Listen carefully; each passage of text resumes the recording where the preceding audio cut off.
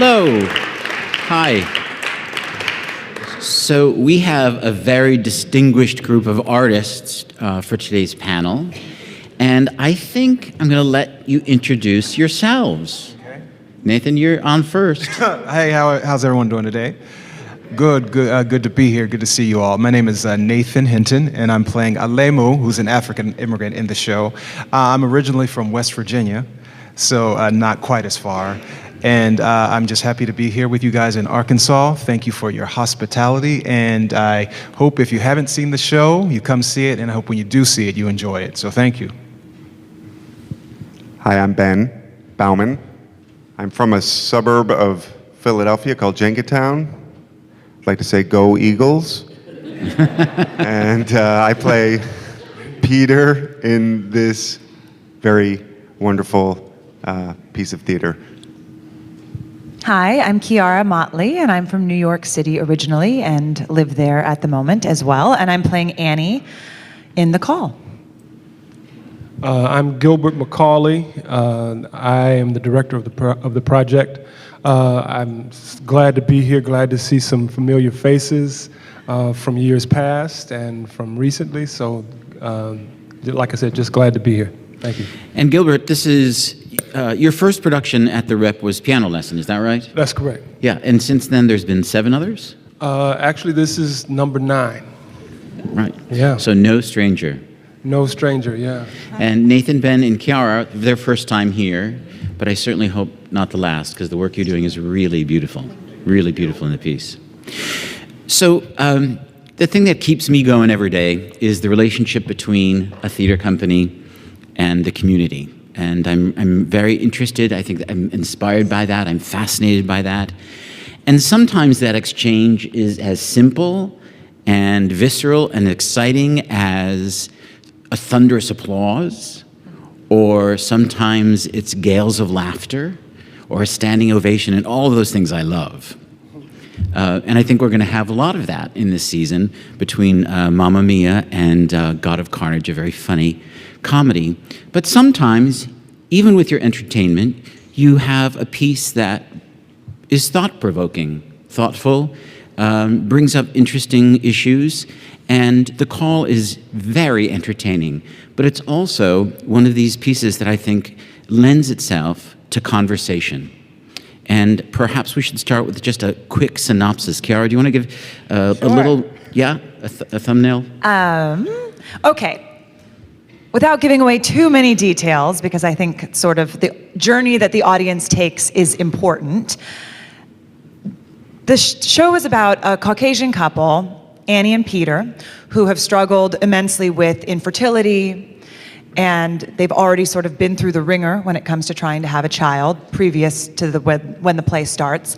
And they're looking into different ways to adopt. And so they first start with domestic adoption, and they're optimistic about that. And we find out fairly early on that that's going to fall through. And so then they broach the topic of international adoption.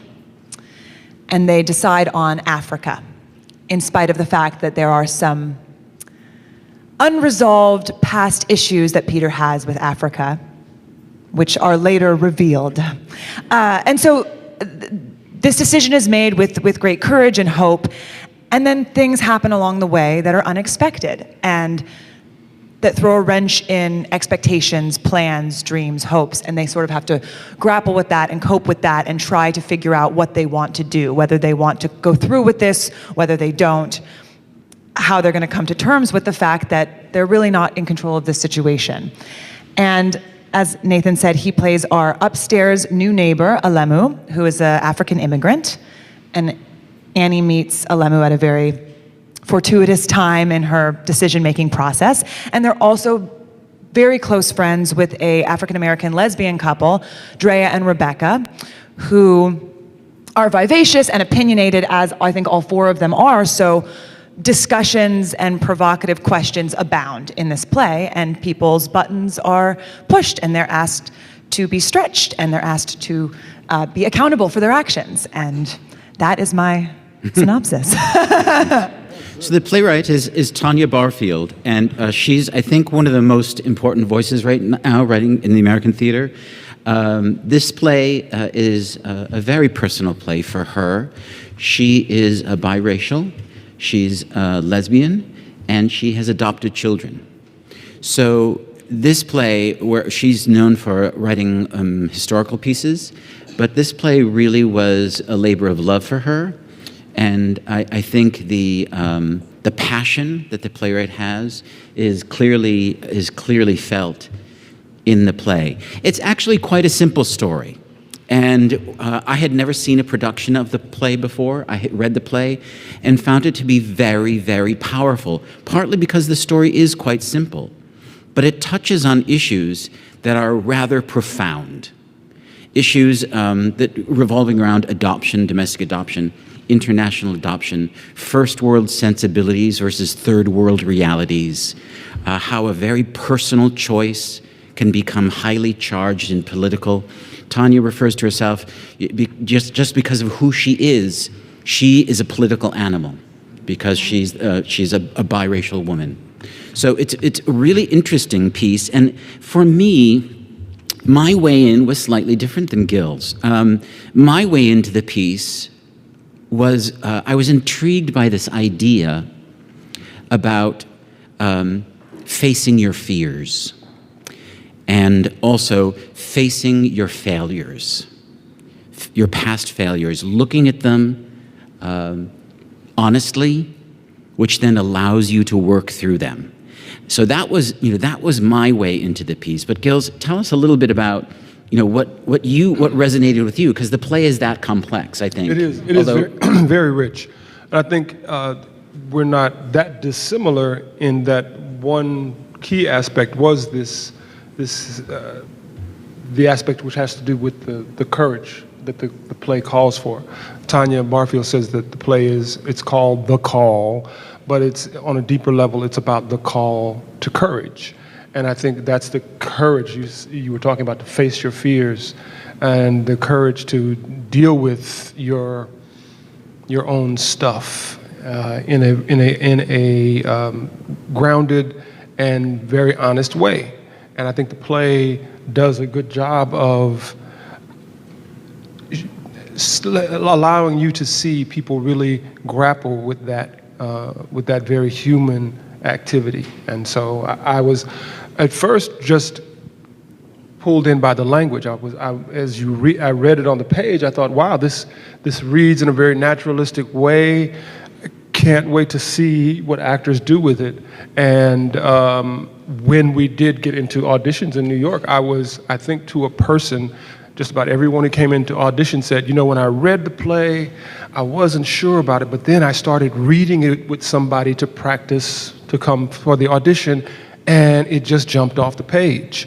And I think that's what we found as a cast, that it does. There's a way that Tanya has brilliantly written, not just what they say, but the feelings that come up from saying things, the things that they say, and when they say them and how they say them. So that's been a rich journey, and then I think also just understanding how deep the play is. I was saying last night, it's actually a play that I think is kind of difficult to market because it is so rich. So to try to say it's about everything that it means to be about being human is something you can't say. But when you get there, I think you'll see that there is so much that the play does speak to in terms of our human experience. I was talking to some young directors the other day, and I said, theater, for the most part, it is about what does it mean to be human. And the play, I think, deals with that human aspect of relationships and relationships over time that Tanya was trying to get to, and she does it beautifully. So as actors with this piece, one of the things I think is so interesting, it's almost, and maybe we can fast forward, there's a piece of script that we can show that it would be interesting for you to look at. So although it's kind of hard to see, it's almost like, it's almost like a score. It's like a score, and maybe if the actors could talk a little bit about that and the challenges with that also, and does it help you into the play? So how it works, it's really interesting. You'll see she puts slashes all over the script. And these slashes indicate that the person speaking next will start speaking wherever that slash occurs. So what happens is that it becomes very conversational, just like we do in real life. We overlap each other all the time. And it's funny, I read another play the other day which didn't have this. It's just each person speaks when that person speaks, and I was like, wow, this is boring, and it's just weird. Now to me, I feel like all plays should be written like this. And the challenge has been for us to, you don't just memorize the lines, you memorize the other people's lines, because you have to know exactly when you're going to be speaking. That's the challenge, and it's technical, but it's also, she's written it so superbly that it's not that much of a challenge once kind of the memorization. It's just, it happens. It's amazing. And because of the way, I think that's one of the reasons why it lifts off the page in such an interesting way, and maybe a harder read than other plays. But it lifts off the page, so it implies a rhythm too, in terms of. And I'm super excited to hear feedback from people who see the play, because I don't know, since we've been working on it, I don't know what it's going to be like for a person to see it for the first time. But I imagine it's going to be really exhilarating, and you know, all these topics that we're talking about that are in the play, adoption, as well as at least 10 other issues to think about. I'm just interested to see how people gather it, and how it kind of settles in, and how long does it take after the play's over for like, oh wow, because all this stuff happens so kind of quickly. And the character that Nathan plays, interesting role, rather mysterious guy, right? Do you want to talk a little bit about not only, why don't you tell us a little bit about the character's background, because I think that'll help us inform. So my character, Alemo, can you hear me? Alemo is, there we go, is a really interesting character who touched my heart. He's someone who I feel like I know, and you may know too. He's an African immigrant in America for a long period of time. So although he's here in body, there's something about his spirit that's always connected to his ancestral home in Africa. And I love that. What Tanya Barfield did that was so ingenious is that she said, Alemu is from Africa, and this play is set in a metropolitan area. She didn't say he was from Nigeria. She didn't say he was from Libya. She didn't say the play was set in New York. She didn't say it was set in Houston. And what that enabled me to do as an African American is find him where he lives in me, which is the same thing that we do as actors. We find these characters where we start with ourselves, and then we build from there. And then in this particular production, a play, The Call, we have this scaffold, which is the syntax and the way that she writes these words to latch onto after that. So what I did, ironically, is I just let this character, this name, Alemu, into my heart. And I understood that even the stress of the name could be different from where he was in Africa. And the name Alemu always fit with her structure. He could have been Alemu, but that would have put him firmly kind of in West Africa, which means kind of nothing to us. But I think it's time for us to kind of find ways to get into this place that could be a wonderful partner with us in so many different ways, not just economically. What I did is I turned on Google and I put in the name, A-L-E-M-U. And one of the first hits that came up was a Vimeo video for a man named Michael Alemu from Eritrea, who was the CEO of, or one of the bigwigs at a Christian relief organization in Africa called Global Horizons, I believe.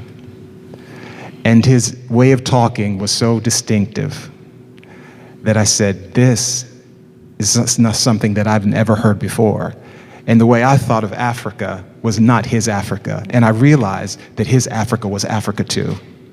So what this gave me an opportunity to do was that this is maybe my 10th time playing an African character, but I grew because it made me realize that this guy is not like that guy. And then there's this great line in the play where I say, Africa is not a country, but a continent. Not only do I get to say that line, I, Nathan Hinton from West Virginia, got to understand on a deeper way what that means as I build my kind of arsenal and grow in my craftsmanship. So I couldn't be more pleased, I couldn't be more happy, I couldn't be more faithful, it couldn't be more of a testament to me of a higher power. That I'm able to come here right now and do this play and say these words to you and thank you all for your presence. So, yeah.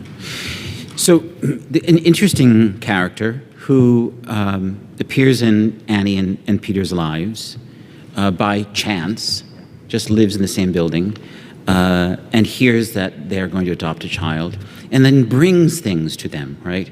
In the hopes that they will carry them to Africa when they go to pick up the baby. And there's a really interesting line that Peter has at one point, and he says, why don't you just go yourself? Why can't he go himself? Because I don't want to give too much away, but he has a history from his own family in Africa and a troubled time that actually doesn't allow him to go back. And throughout the entirety of the play, he smiles and laughs and doesn't let anyone know that actually he wants to send things back to Africa because he himself, for this one reason, cannot go back. So it's emotional. He's barred emotionally from returning. He's barred emotionally from returning. Yeah. So, we auditioned in New York City for this play, and on the first day of rehearsal, we made an incredible discovery. 5 characters in this play. 3 of the actors who are cast are adopted. Totally accidental. We had no idea until the first day of rehearsal. And Kiara's story is, the Annie story, I should say, is in some ways the clearest journey to plot in the play, the Annie's journey. And I think the character of Annie is very brave and honest. And she says some things that are, I think, hard to hear and probably hard to say. And I'm really interested, Kiara, because you are adopted, this resonates with you, this subject matter resonates with you. So, how does Kiara, who obviously has very strong feelings about adoption since you're adopted, play this woman who at times is not willing or emotionally able to adopt? And frankly, at some points, the audience may not like her very much. Yeah, it's so funny because I feel like I'll preface this by saying, obviously, everyone's position on adoption, feelings about adoption, the way they were adopted, it's so intrinsically personal that I can only speak from my point of view, and I know Ben has a very different point of view, and Sora Joy, who is one of the people in our cast who isn't here, who's also adopted, we couldn't sort of have more different stories. But for me personally, I was adopted at birth by 2 of the most incredible human beings, and I am so close to them, and I am so fiercely in love with them, and they have been the most incredible parents that I could ever imagine. And they have been so open about it. I don't remember a time I didn't know I was adopted. It was always a part of the fabric of my being. They allowed that. They were comfortable with that. They also were very blessed with my birth mom had very good boundaries, and they really connected to her when they met her, and she to them. So that was all luck and wonderful to allow for something that was more transparent, I think, and easy than often adoptions are. My mom struggled a lot with infertility, and we have a very close relationship, so I knew about that previous to this play, although I learned things about my adoption just because of this play. Like, my parents were trying to adopt from Chile, and actually they found out about my birth mom in a very sort of bizarre chance happening. My dad was going to file paperwork in the financial district of New York, and his secretary knew, and his secretary said, I have a friend who works at a restaurant with me who's pregnant and looking for giving her baby up for adoption, and that is how that happened. They were trying to, so anyway, I found that out during this rehearsal process. But to your point, for me, it never felt hard because I see so much of my mother in this character, not necessarily some of the difficult things she says, but my mom is an artist. My mom is sensitive. My mom is one of the kindest people, but she's vulnerable and she's strong in her vulnerability. And Annie is all of those things. And she fundamentally knows that she wants to be a mother more than anything in the world. At least this is my interpretation. That is what she was born to do. And all of her being wants to be that. And she has had to encounter so many different obstacles to that she is very lost and very wounded and very scared. And one thing my mom shared with me, which was such a great gift, was there's a scene where Peter and Annie are creating this nursery for their domestic adoption that falls through. And I was talking to my mom about this scene because it was difficult. I wasn't wrapping my head around it. I couldn't really figure a way into it. Annie sort of seemed all over the place, excited, nervous, paranoid, all these things. And my mom said, creating a nursery in that circumstance is so loaded because all you want is to be able to take ownership over the fact that you're having a child and celebrate that. But you cannot help, as you are painting the walls or putting the blankets out, to be fully aware of all of the loss you have also experienced. It's all there. The good, the bad, the ugly, the pain, the joy. It's all there, and you can't separate them. And so I guess how I approach it is with a firm belief that that's who Annie is. She's experiencing it all, and sometimes it is ugly, and sometimes it is painful, and sometimes it is not what people want to hear, and sometimes it's not what she wants to say, but she's just trying so hard to find her way through it. And I think that's the best words. But it's I didn't realize how deeply personal it would be to me, not so much. It doesn't feel hard that she worries about adoption, but mostly because I come from the perspective of knowing my mother and how fulfilled ultimately she was by it. I mean, she just says, she couldn't have imagined what a gift I would be, but getting there was so hard. And that's a beautiful metaphor in the play because the room that becomes the nursery was actually your art space. Mm-hmm. So for me, it's a metaphor that you're giving up a part of yourself, an artist, giving up the space that you created to do your work and then giving that over to this other human being. You said something at one point, though, that I would just like to bring up, that you said with your mom and dad, people would say, remark on how you're tall, but no one ever questioned that they were your mom and dad. And in this play, of course, Peter and Annie are looking at an African baby. Absolutely. So that's a totally, and one of the reasons why I wanted to do this play is because there are a lot of interracial families in this community. So I thought it was a good play to do. And one of the characters, played by Sora Joy Ross, who played Dolores last year in Sister Act, says to you, you're not going to know how that girl, that little girl, she's going to want hair like mommy's. She'll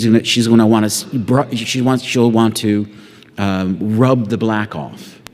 That's a powerful, and frankly, I have a niece who was born in Korea, and I remember when my sister told me that my niece said she wanted hair like her mother's. Those are real concerns. And that's sort of why, yes, absolutely. I don't think again, that is such a different thing to be faced with as a child and as a parent, to every day have to sort of account for your decision, which I didn't experience and neither did my parents. And I think, I don't even know what I was going to say. I think you do the best you can as a parent, regardless of what happens. I think that is an important thing for her friend to say. It gets sort of elicited by Annie in a fiery interaction, so it's said pretty harshly, but Annie says some pretty harsh things to elicit it. But I think you know, you have to acknowledge that when you're making these decisions. And so part of what happens and what I think people have trouble with is that Annie is taking in all of these given circumstances, and she's afraid of them, and she's saying that she's afraid of them. But they are real things that could happen, that might happen, that ultimately you have to make a decision if you have the courage, the desire, the heart to do it, to become a parent. And I think that any parent is going to be thrown curveballs regardless. I know you've said a lot, right, that I think you said this, John, that the thing about often in adoptive circumstances when a child gets in trouble, were you the one saying this? Yeah, that it's frustrating because people will go, oh, it's because they're adopted. And you sort of go, well, I can list like 15 people who have kids who have gotten in trouble and nobody's, pointing to some specific thing. So it's... The genetic line does not guarantee anything. Absolutely. And Nathan, you have a line, I don't think we'll be giving too much away, but you have a line in the play that is so powerful. And you know the line I'm talking about you want... The end of our part. Oh, yeah. Lemo says to Annie when we meet at the dog park, we have this huge scene and she's upset and I'm kind of distant and trying to pretend like everything's nice. I say that, and then there's a very complicated scene that she wants a child from Africa, but she doesn't want Africa itself. Which is, especially given the context of the play, you can't necessarily divorce those two things. So I would love to have Ben tell his adoption story because it's a fantastic story. Oh boy. The abridged version. So I was, my parents, I had a dad and a mom, try the abridged version. My parents were together for about 3 years before I was born, and then while my mom was pregnant, 6 months pregnant, they got news that he had a terminal brain tumor, and he passed away when I was 8 months old. And then, and when I was 11, my mom, through work, she was a social worker, met a woman who was they were gonna do some work together, and they did work together, but then they started dating. And which was a surprise because my mom never dated a woman before. And when I was 14, her name was Margaret, and my mom is Sandy. Margaret moved in with us, and it was great, and they became known as the Moms. And then when I was 32. And they were together for 20 years. They had a commitment ceremony, and around the same time, Margaret found out that anybody could adopt anybody at any age. And so we started the process of adoption, and at 32, I was adopted. A baby boy, 170 pounds, 172 inches, blushing, and a little hairy. Excellent. Yeah. So what, in terms of working on this play, for you, Gil, what was the revelation? What was the surprise? I always find that when I go into a rehearsal period, I think I know what I'm going to get. And then during the rehearsal period, invariably something happens and the play takes a different direction. Did that happen with you? Or maybe it didn't. Maybe you knew from the first day. No. I don't think I knew from the first day. You never know really what's going to happen. I think the surprise, though, was wrapped in the way that the cast embraced the show. I generally spend a lot of time trying to find ways to help the cast get into it, and I didn't feel that I had a lot of ammunition for that coming into it, and yet I feel like the cast was really able to connect with the work in a really deep way, and not just because 3 of the 5 were adopted, but just because they really began to key into what is at the heart of the play, which I think is this notion of courage, which I think has to do with this thing about showing up as your full self.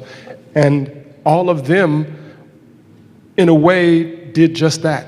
They showed up fully, and I think were able to really embrace the piece in a really powerful way and take it to another level. So that I think the surprise was that we were actually able to take it and run with it as quickly as we were and to get so far. So I think that the show you're going to see, I think is going to be, it's some of the best work I've done.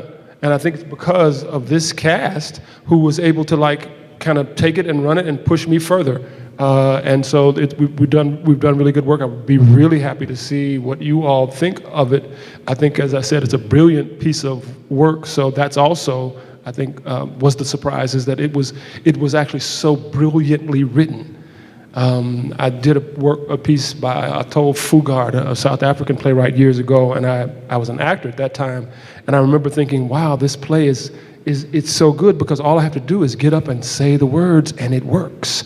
And I, to some degree, have found that about this play, is that once you know what you're talking about and you say the words, it works. And so it's beautifully written, and I've had just an amazing time on it. And maybe that was the biggest surprise, is that I didn't think I would have this much fun working on a project. Right. So why don't we, there's some images we can share, maybe you'll see. So Tanya, these are just simply promo shots, and so we can move on from that. So Sora Joy, who remember, stay here on far left.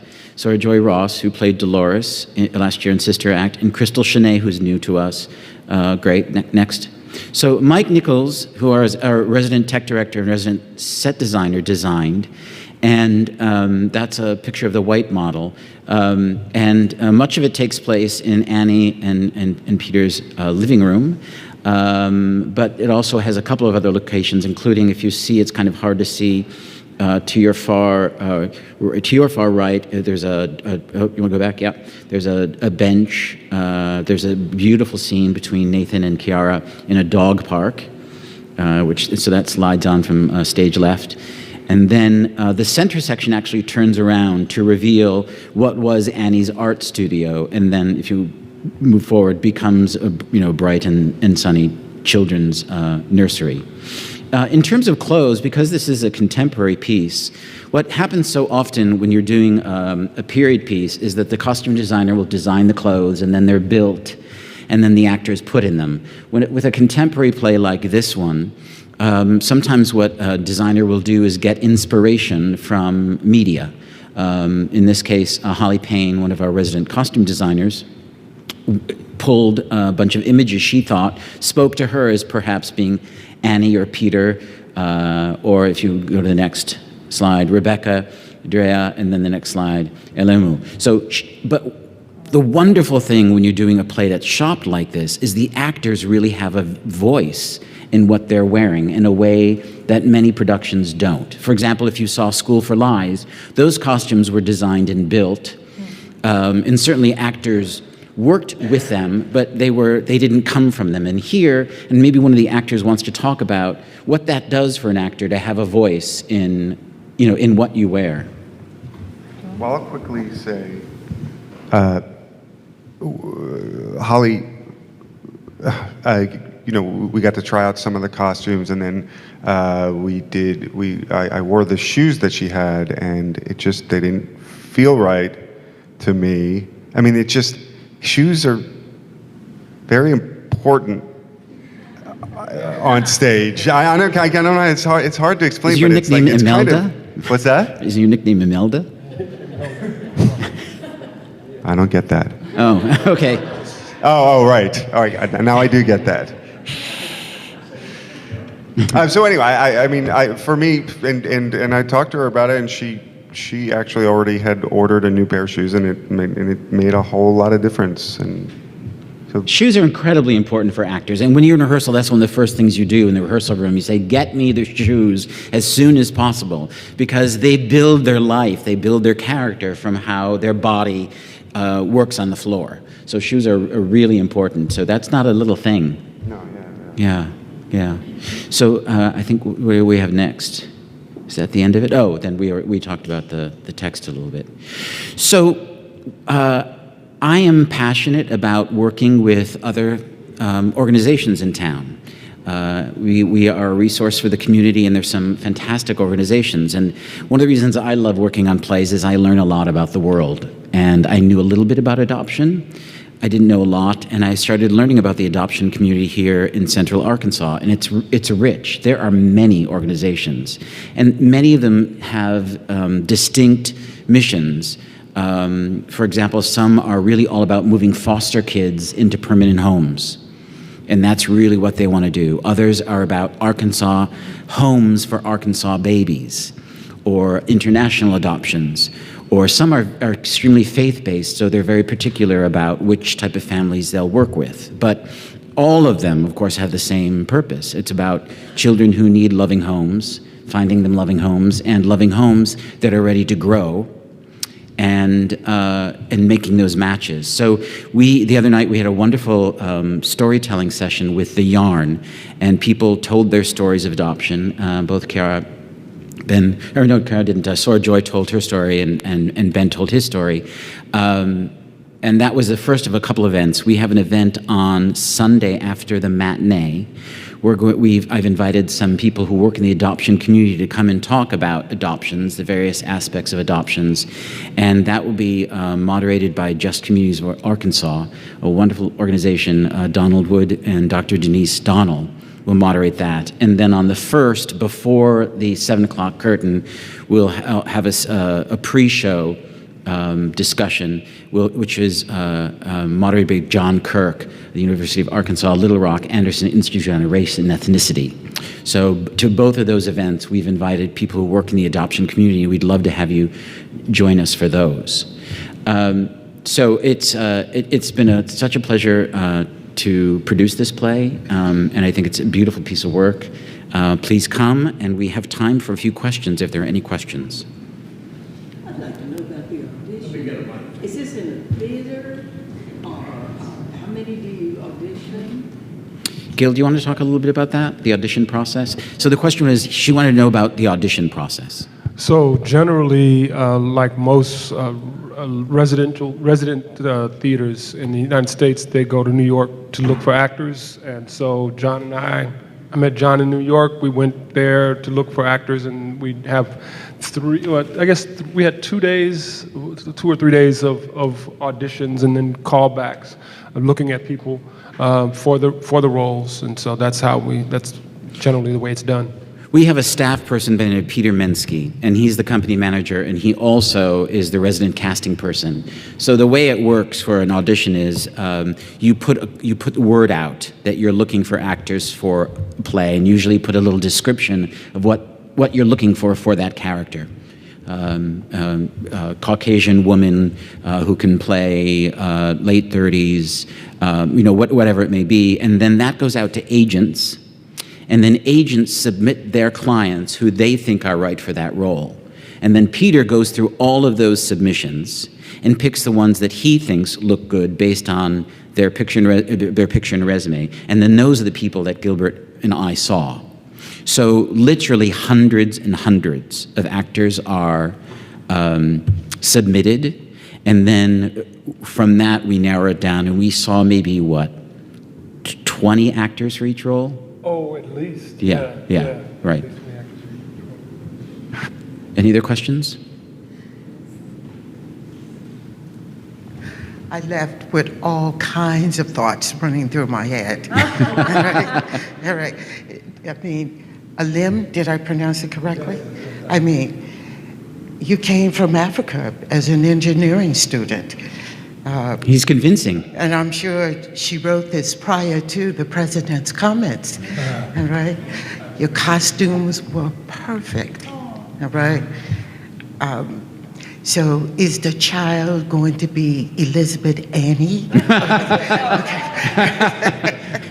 And I got to see a picture of the child. Is she 2.5? Is she 4? All right.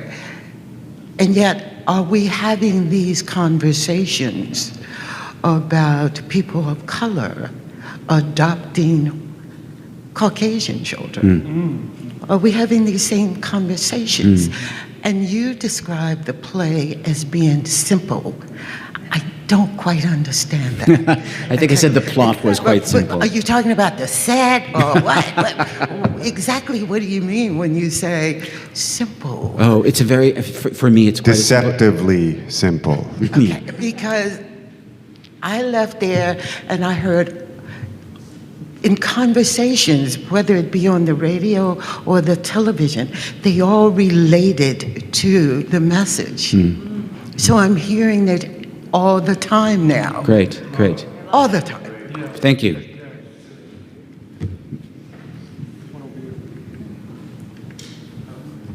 I noticed on the program it said Wednesday, January 24th, Pay What You Can night. Did that happen last night? How did that go? Great. And what was the audience reaction for this very first Well, actually, performance? you were there last night. Yeah, you were there last night. I mean, yeah.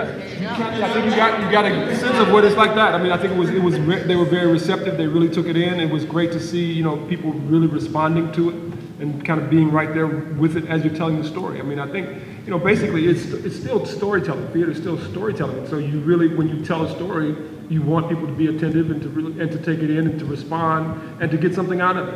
And I think that Tanya does a good job of not, telling you what to think, but making you kind of think and then making you then see the play in a different light because you're thinking about it and you're talking to other people about kind of what you've seen. So. Are there changes in after the person? Oh, yeah.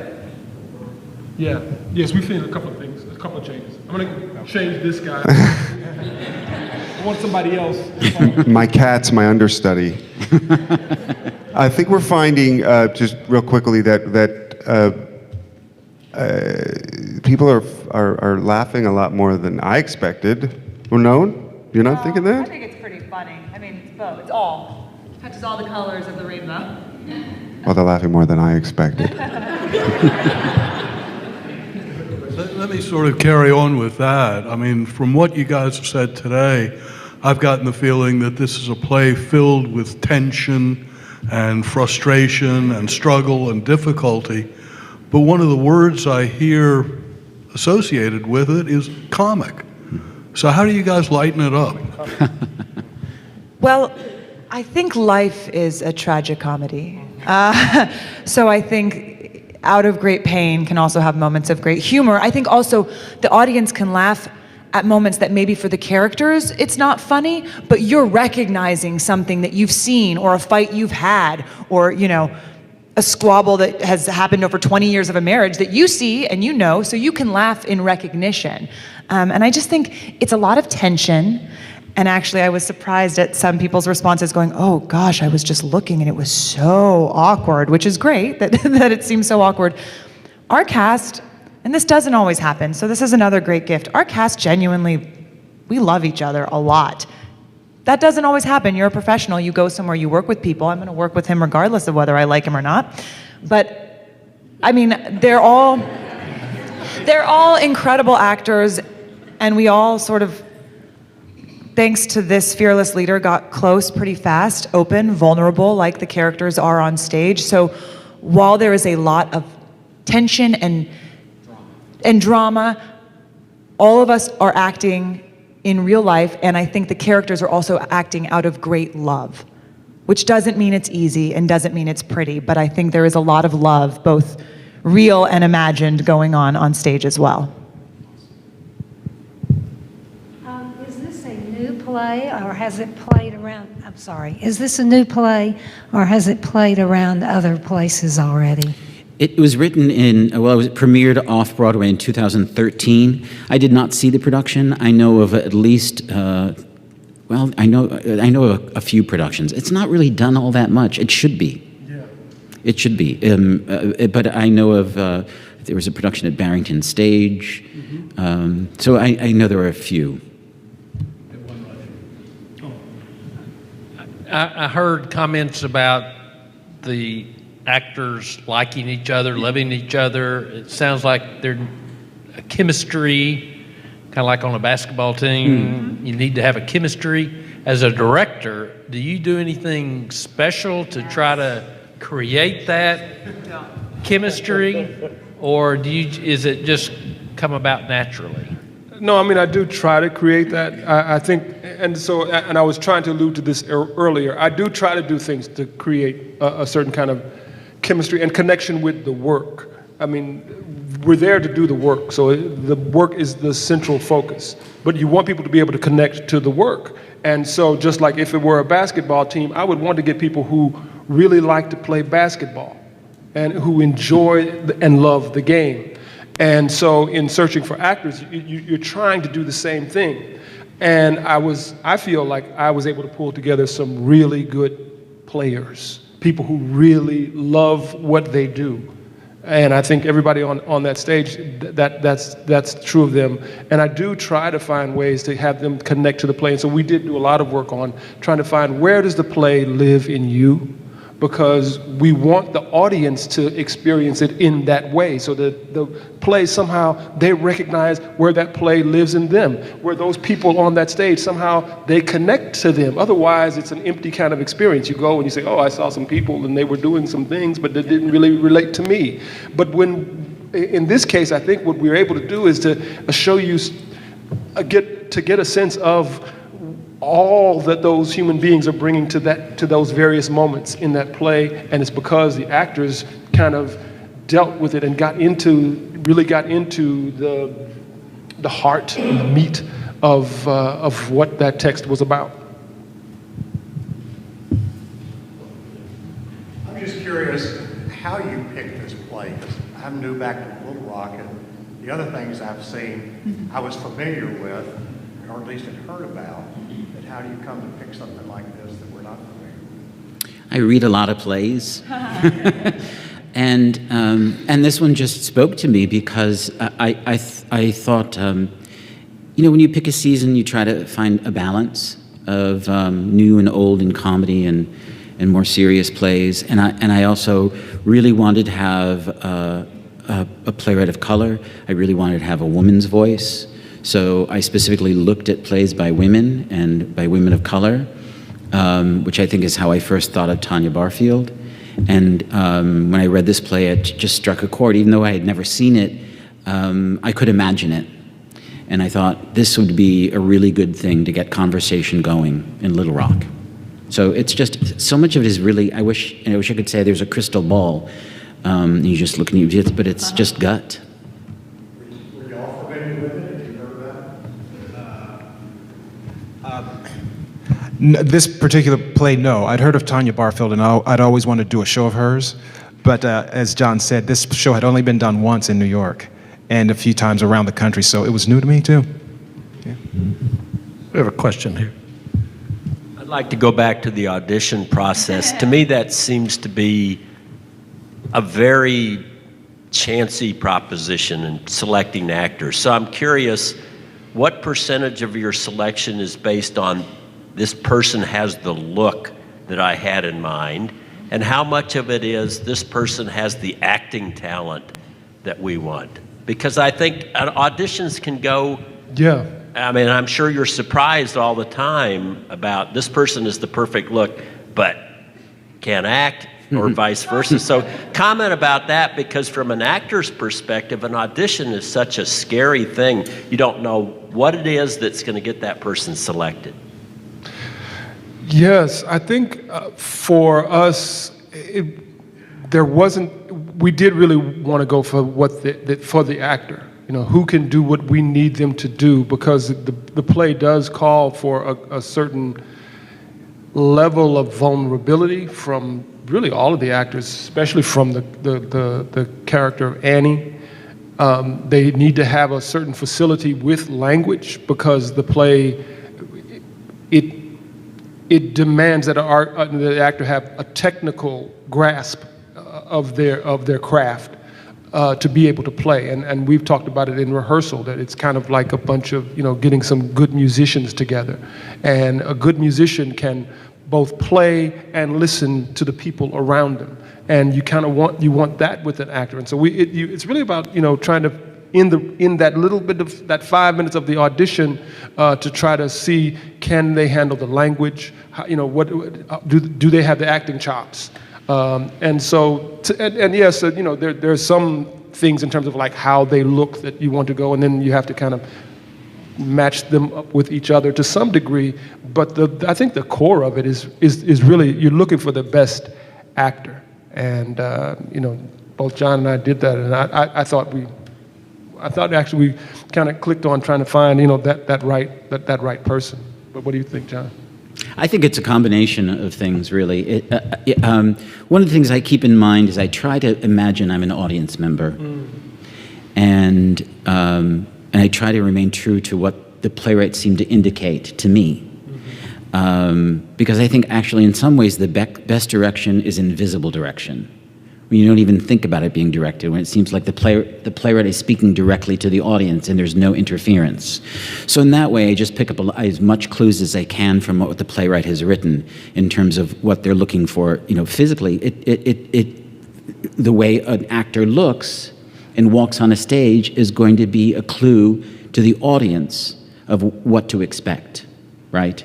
So, I guess I do cast to type a fair amount, although there are plays when it's really fun, when you have a concept that allows you to just have, you know, you don't have to have a certain type or look. You can just, you know, cast fun. If you're doing a 10-actor version of Pericles, for example, people really don't have a good idea of what Thaisa should look like in Pericles, right?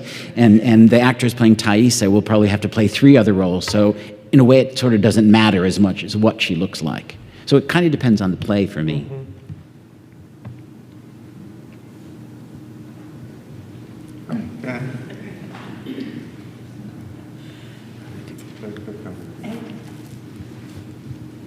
Have you ever made a mistake? Oh yes. And what do you do? Oh yes. I've actually never fired an actor from a production. Have you ever fired an actor from a production? No, I haven't. You know, I've wanted to fire an actor from a production. It's funny. I actually, I actually cast a good friend of mine once. I was doing a show at the Old Globe, and I thought he would be perfect for the role. And the first week, he was horrible. And I thought, oh man, you're my best friend, but I don't know if this is working. But we didn't fire him, and it worked. It actually worked. He worked on the role and kept working. We kept working, and it turned out to be one of the most beautiful stage performances that he's ever done. But so it didn't start there. So I'm also aware that, you know, things, you know, sometimes we think we've made a mistake, but actually the person that's there is really kind of the one that's supposed to be there. So that's why you really have to don't work with what you have. You got to work with what you got, and that's creativity. It's like, you know, you work it's with like what when you you got. make dinner. And yeah. What's in the refrigerator? Yeah. You have to, you know, that's what you're having for dinner, right? I mean, you have to work with what you've got. And frankly, most of the time when I've been unhappy with an actor, it's really not about talent. It's about they don't play well with others. That's the thing that I actually have a harder time dealing with as a director. Talent level is one thing, because I also like teaching, so working with students and helping students grow. So, you know, if it's a talent but the really hard part is when you have somebody who does not play well with others, who does not have a good work ethic. You know, those are the ones that are miserable. Yeah. So I think for everyone, for the fellow actors on stage too. It's a right. Well, thank you so much. Please join us for a performance, and also join us for a surround event.